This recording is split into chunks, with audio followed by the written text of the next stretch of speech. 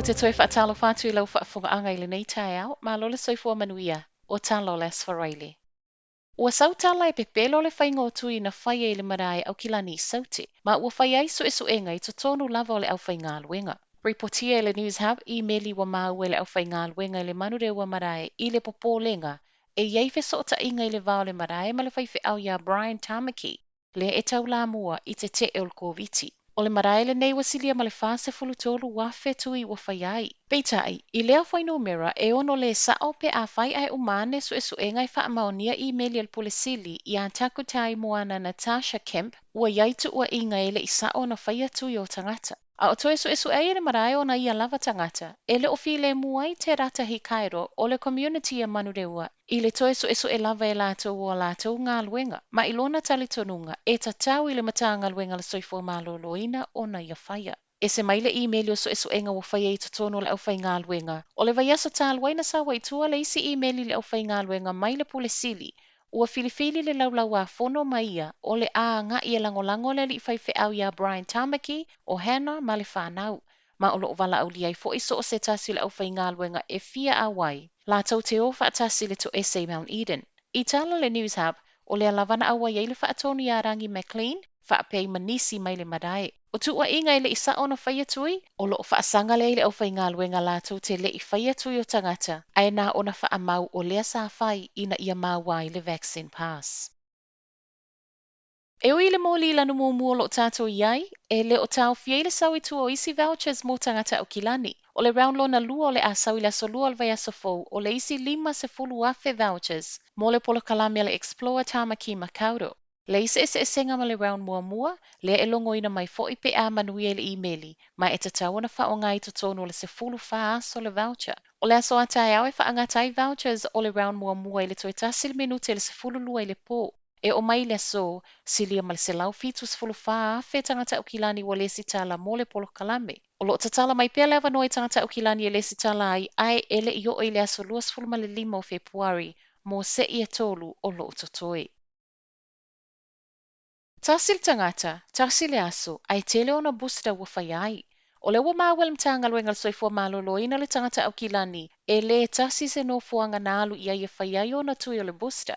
Ua toi whaamanatu mai ai le saunga le mua lea whaai unga, o le ta o le ngō le isi tangata ina ia mawhai ai o na whaia tui. Ai mai se, o le a le sa o ai mawha maunga o tangata ile I whaia lavani o lātou tui. Ele ngata I leo lea a fia I o tangata ngā lulua I whale mai. Pe a si e tangata nei ele I aini tui mō tō ngā fitinga I le lumanai. O leo whaatono ina lea tangata o tatau na ngā I e wa aise fomai.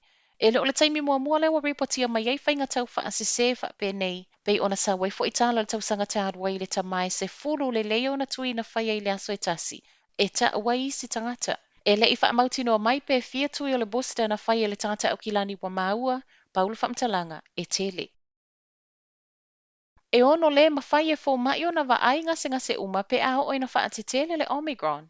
O le lapata inga le mai fomai le mai a whailo mai ai le malo o lana fuafuanga tolu face e faafetai ai le virusi fou. I le taimine e fomai o lo asiasi alatou ngase wa mawal COVID faalua I le vaiaso a o faanofo e sea. Peita I le vai mamau a whai ai o I le whaita wafe tangata kiwi e a fia I le Omicron e le mawhaiona to e maua lea au nanga.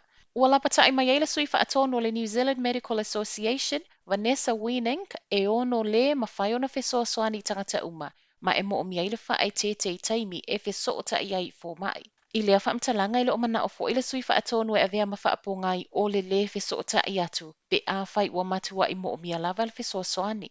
O le feislo na tolu le ti ngai na tele pe a whaita wafe cases whaamaoni o le Omicron, mai le soifua maloloina o le a iai lava tangata o le a ave iai le whaamua e pe o cases maua lunga le tūlanga la matia, a o whaanofo e sea. O I lātou I totonu o whale pui, whaapeai manofuanga o iai tangata mātutua. O le toatele o cases il community o lo o iai le talitonunga, o le a mawhai lava ona vaai e I lātou o lātou tangata, whaatasi ma le fesoasoani a le GP.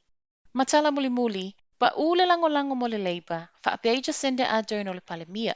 O le ulua I palota whaapolo kiki le One News o le nei tausanga e ui o lo o maua lunga pea pasene whaasa fulu pasene mo le Leipa, e tasi o sawa I lalo.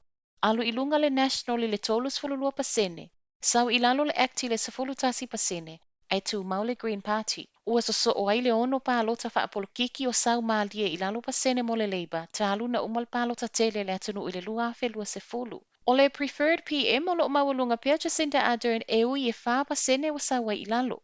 O le sui wa tele le suiga I le nei palota o le taitai fo le National ia Christopher Luxon o lo I le tūlanga lona lua, se 13% wa alwa I lunga. Ai mai le pale mio lo mafanafana Jacinda, o lo malo si pele lango mo le Leipa ma ele o whaingofia I tangata uma whaai unga le malo peita ai, o whaai unga I mafai ai ona whaawa o pia I le nei taimi o le whaamai. Ai mai a Luxon, o se whaai unga whaamalo si au mo ia ma le National. Telefonala Radio Samoa, Manuel Taiao.